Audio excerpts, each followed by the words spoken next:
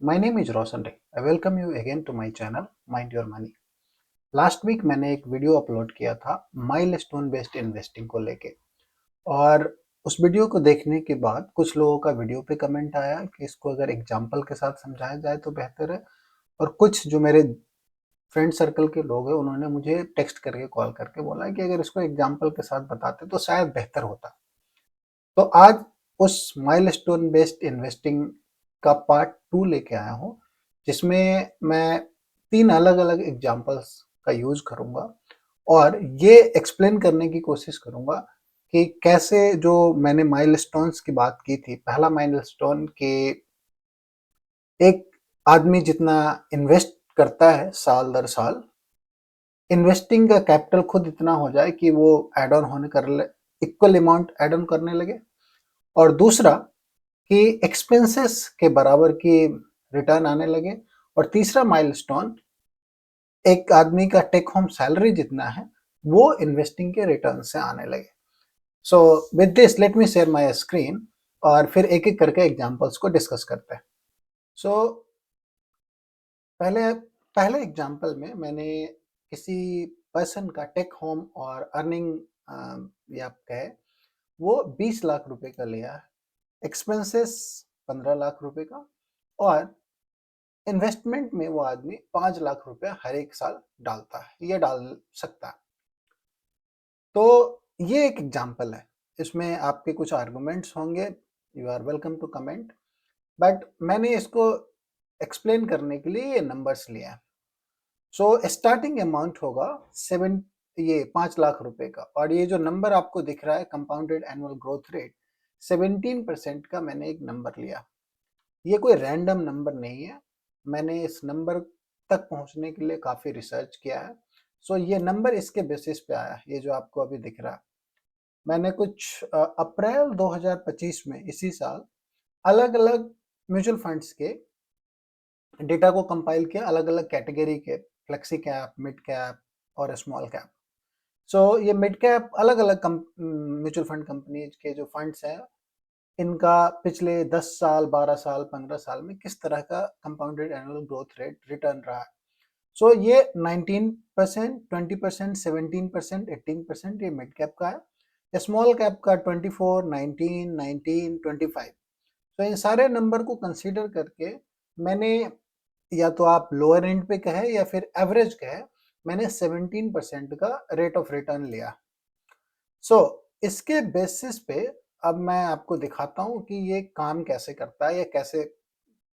पहला साल investment amount जाता है 5 लाख रुपए का, और उस पर 17% के रिटर्न से, कैगर से 85,000 का रिटर्न बन के आता है। उसको मैंने किया क्या है, यहाँ पे जो आप नंबर देख रहे हैं इसमें मैंने ऐड कर दिया है ये रिटर्न, और अगेन नेक्स्ट ईयर जो 5 लाख रुपए का एड ऑन इन्वेस्टमेंट जाएगा वो। उसके बाद सेकेंड ईयर में ये 1,84,85,000 के आसपास का रिटर्न बनता। अब हर एक बार मैंने यही किया है कि इस नंबर को, जो उस साल के लिए बेस नंबर है, प्रिंसिपल अमाउंट है, और उस साल के अंत तक जो रिटर्न बन के आया उसको नेक्स्ट ईयर मैंने ऐड ऑन कर लिया है, plus additional new investment amount जो 5 लाख रुपए का है उसको लिया है।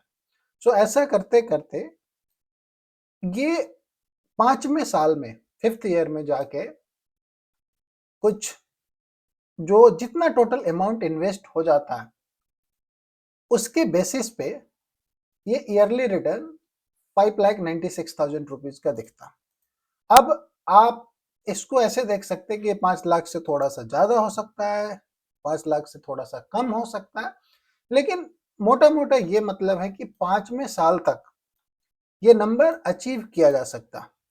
कम और ज्यादा इस बात पे डिपेंड करेगा कि जो जो मैंने 17% का रिटर्न लिया है वो हो सकता है 16% का हो जाए, 18% का हो जाए, या और कम ज्यादा हो जाए।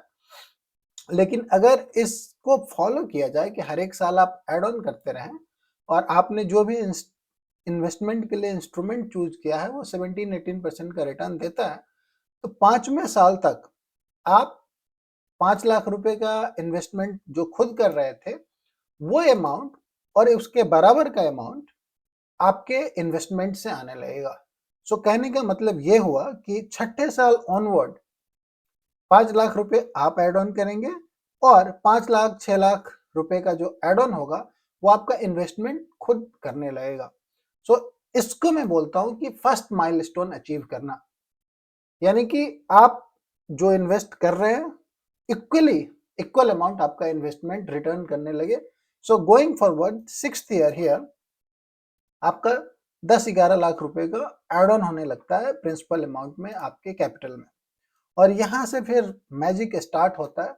अगले 3-4 साल में फिर आपको ये second milestone 5th to 9th year में ये आप यहाँ देखिए ईयरली रिटर्न कैसे बढ़ने लगता है।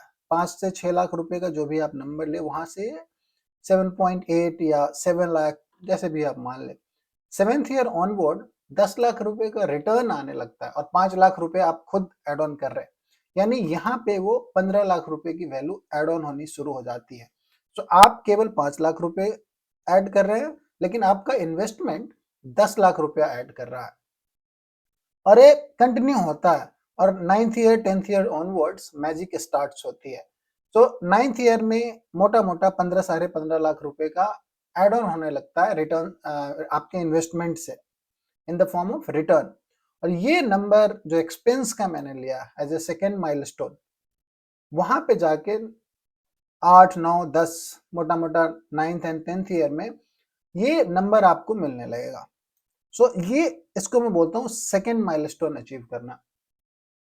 एंड सेकेंड से थर्ड माइलस्टोन को अचीव करने में बहुत ज्यादा वक्त नहीं लगता है। यहाँ पे इस अजम्पशन के बेसिस पे कि 17% का रिटर्न मिलेगा कि नेक्स्ट ईयर में ही मिल रहा, आप इसको अलग तरीके से देख सकते हो सकता है 10th ईयर में ना मिलके 11th ईयर में मिले, लेकिन जो गैप है वो बहुत जल्दी फिलअप होने लगता है। तो इसीलिए मैंने उस वीडियो का टाइटल रखा था कि ये चैलेंजिंग है लेकिन रिवॉर्डिंग है। और वो रिवॉर्ड तब दिखने लगता है जब आप शुरू के 8 साल 9 साल बहुत ज़्यादा एक्सपेक्टेशन ना रख के इन्वेस्टमेंट करते रहते हैं। तो 9th year 10th year onwards आपको ये रिवॉर्ड दिखने लगता है। फिर आपको ये रियलाइजेशन होता है कि शुरू में आपने जितने एफर्ट डाले अपने इन्वेस्टमेंट अमाउंट को बढ़ाने के लिए या कंटिन्यू रखने के लिए, जो भी नंबर आपने डिसाइड किया है उसके रिजल्ट्स आने लगते हैं और वो काफ़ी रिवॉर्डिंग लगता है। वापस से स्क्रीन शेयर करके मैं आपको ये बताता हूँ कि ये देखिए ये नंबर कैसे ऐड ऑन होता है। आप 11th ईयर 12th ईयर में 23 लाख रुपए 27 लाख रुपए 33 लाख रुपए का ये रिटर्न देख रहे हैं। आप ऐड ऑन करना स्टार्ट किए थे 5 लाख रुपए के इन्वेस्टमेंट से और अभी भी आप 5 लाख रुपए का इन्वेस्टमेंट पे ऐड ऑन कर रहे हैं, लेकिन आपका इन्वेस्टेड अमाउंट इतना हो चुका है कि वो 25 लाख 30 लाख रुपए का ईयरली एड ऑन खुद कर रहा है। सो यहाँ पे आके फ्लेक्सिबिलिटी आ जाती है कि आप किसी भी रीजन से अलग अलग रिस्पॉन्सिबिलिटीज की वजह से जो आपके एक्सपेंसेस बढ़ जाते हैं या कोई और रीजन, आप अगर इन्वेस्टमेंट में एड ऑन नहीं भी करते हैं अपने तरफ से तो बहुत ज़्यादा फर्क नहीं पड़ता है। आपका रिटर्न गोइंग फॉरवर्ड उन चीज़ों का टेक केयर खुद कर लेता है और ये magic 9th 10th year onward starts होती है। एक और एग्जांपल मैंने लिया है, ये लिया है मैंने थोड़े से ऊपर के रेंज पे जहाँ पे इन्वेस्टमेंट का जो अमाउंट है मैंने 6 लाख रुपए पर एनम का लिया और सेम नंबर 17% का। यहाँ पे भी आप देखेंगे तो 5th ईयर मोटा मोटा 9th and 10th year 12th year में जाके ये आपका जो एक्सपेंस के बराबर का रिटर्न आने लगता है और 5th ईयर में 4th थ्रू 5th ईयर आप कह सकते हैं कि इन्वेस्टमेंट अमाउंट के बराबर का।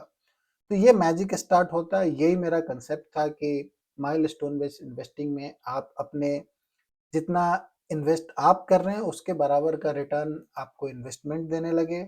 सेकेंड माइलस्टोन आपके एक्सपेंस के बराबर का रिटर्न देने लगे आपको, एंड थर्ड माइलस्टोन कि आपके अर्निंग के बराबर का रिटर्न देने लगे।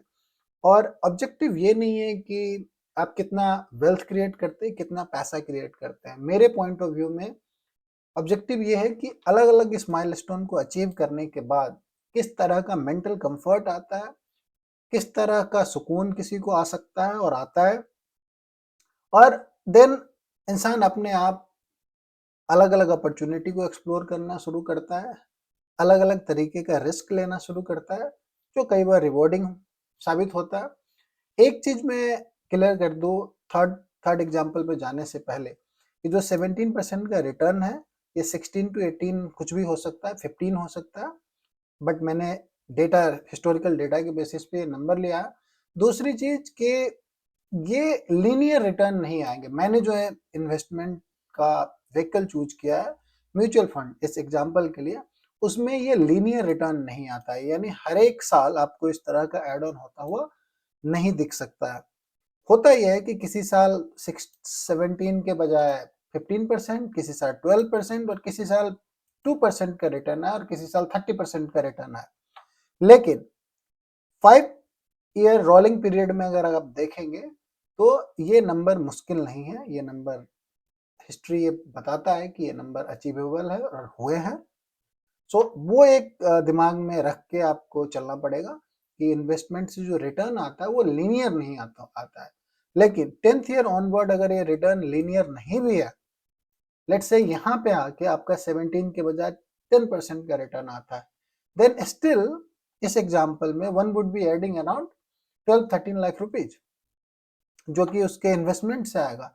तो ये एक एग्जाम्पल में क्लैरिफाई करना जरूरी था कि मैंने जो इन्वेस्टमेंट व्हीकल चूज किया है उसका रिटर्न लीनियर नहीं होता है। आप शायद जो यूज करें उसमें हो सकता है मिले, बट मुझे नहीं पता कि आप क्या इन्वेस्टमेंट व्हीकल यूज करेंगे जहां से आप 17-18% का रिटर्न एक्सपेक्ट कर सकते हैं। थर्ड एग्जाम्पल, एक आर्गुमेंट लोगों का ये आ सकता है कि 5 लाख 6 लाख रुपए का इन्वेस्टमेंट करना शायद पॉसिबल नहीं हो। मैथमेटिकली नंबर सबके लिए बराबर काम करता है, कोई 5 लाख रुपए का इन्वेस्टमेंट करे, कोई 10 लाख का करे, कि 2 लाख के करे, 3 लाख का करे। So on a lower side मैंने एक एग्जांपल लिया है कि लोअर एंड पे अगर कोई 3 लाख रुपए की ईयरली इन्वेस्टमेंट से भी स्टार्ट करता है तो नंबर अगेन आपने देखा कि 5th ईयर में जाके उसको उतने बराबर का रिटर्न मिलना शुरू हो सकता है। And 9th and 10th year या 10th और 11th ईयर में आप क्या है कि ये नंबर कैसे बढ़ने लगता है। तो 3 लाख रुपए की ईयरली इन्वेस्टमेंट्स जहां से कोई स्टार्ट करता है, आप देखेंगे 9th एंड 10th ईयर में 10-10 लाख रुपए का रिटर्न केवल आना शुरू हो जाता है। अब आप में से कुछ लोगों का ये कमेंट हो सकता है, आर्गुमेंट हो सकता है कि ये एक्सेल शीट में मतलब मैथमेटिकली आसान लगता है, लेकिन इसको अचीव करना या इसको परस्यू करना, कंटिन्यू करना इतना आसान नहीं है। यस, मैंने पिछले वीडियो में भी कहा था कि चैलेंजिंग है बट रिवॉर्डिंग है। तो शुरू के 7 साल 8 साल 9 साल किसी को लग सकता है कि ये काफ़ी चैलेंजिंग है, लेकिन आपने जैसा एग्जांपल्स में देखा कि 5th ईयर ऑनवर्ड से जिस तरह के रिटर्न प्रोड्यूस होने लगते हैं, ईयरली रिटर्न आने लगता है, तब जाके वो रिवॉर्ड दिखता है। और वैसे भी कहा गया है कि आप किसी भी चीज़ को अचीव करना चाहते हैं तो वो रियलाइज होना शुरू हो एक्चुअल फिजिकल मटेरियल वर्ल्ड में, उससे पहले आपको मेंटली ये चीज़ कंसीव करनी पड़ेगी कि यस ऐसा हो सकता है। और मैं जब ये बात कह रहा हूँ तो मैं काफ़ी कॉन्फिडेंटली ये बात कह रहा हूँ। रेस्ट आप समझ सकते हैं कि मेरा कॉन्फिडेंस आने का लेवल क्या हो सकता है, वजह क्या हो सकती है। ये एक्सेल सीट नहीं, मैंने होते हुए देखा है, इसलिए मैं ये चीज़ कह पा रहा हूँ आपको। सो आप अपने नंबर को रखिए कैलकुलेशन में और देखिए कि आपके लिए ये कैसे काम कर सकता है। Thank you so much for watching. और अगर अभी तक आपने चैनल को सब्सक्राइब नहीं किया तो प्लीज़ सब्सक्राइब करें। आपके पॉजिटिव नेगेटिव जो भी कमेंट्स हैं उस कमेंट को कमेंट बॉक्स में शेयर करें मेरे साथ। Thank you again.